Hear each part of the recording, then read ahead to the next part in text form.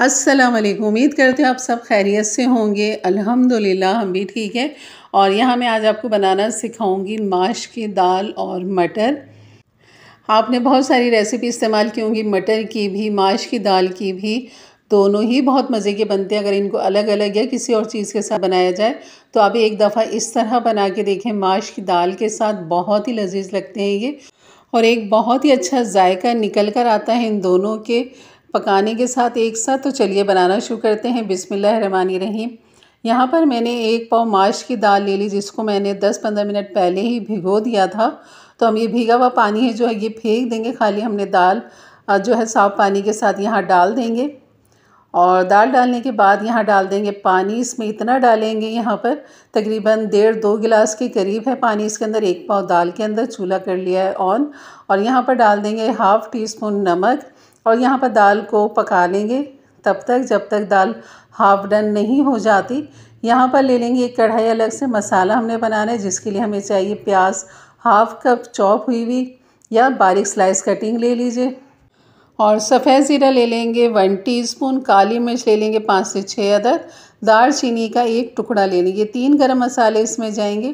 प्याज के साथ ही हम इसको हल्का सा यहाँ पर फ्राई करेंगे। जैसे प्याज हल्की सी ट्रांसपेरेंट हो जाएगी तो यहाँ पर डाल देंगे हम 3 दरमियाने साइज़ के टमाटर। और इनको खूब अच्छा सा यहाँ पर मिक्स करेंगे। टमाटर की यहाँ गलावट तक हमने पकाना है।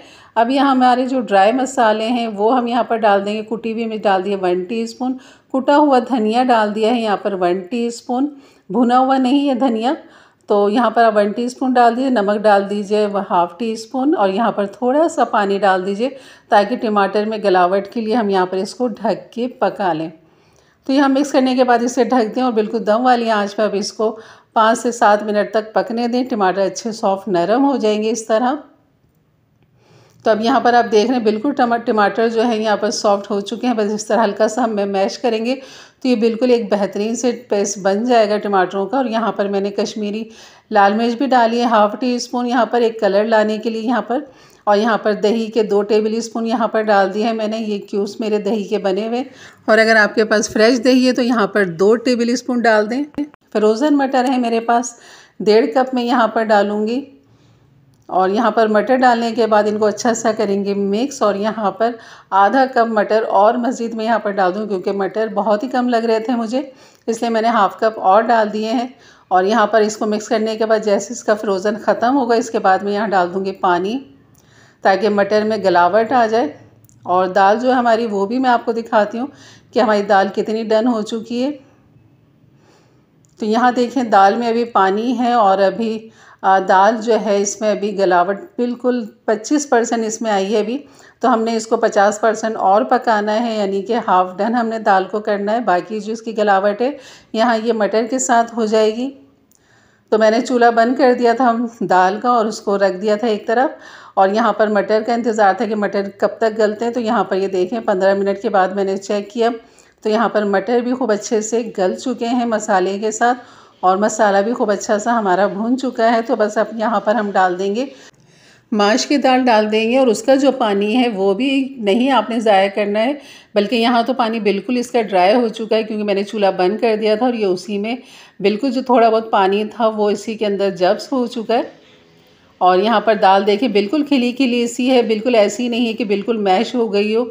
तो बिल्कुल आपने इसी तरह खिली खिली रखनी है, यानी कि इसको हाफ डन करना है। ये देखें अच्छा मैंने ज़ोर से दबाया है, लेकिन दाल जो है वो आधी ही मतलब कि मैश हुई है, बाकी वो बाकी है अभी, जो यहाँ पर गल जाएगी मटर के साथ।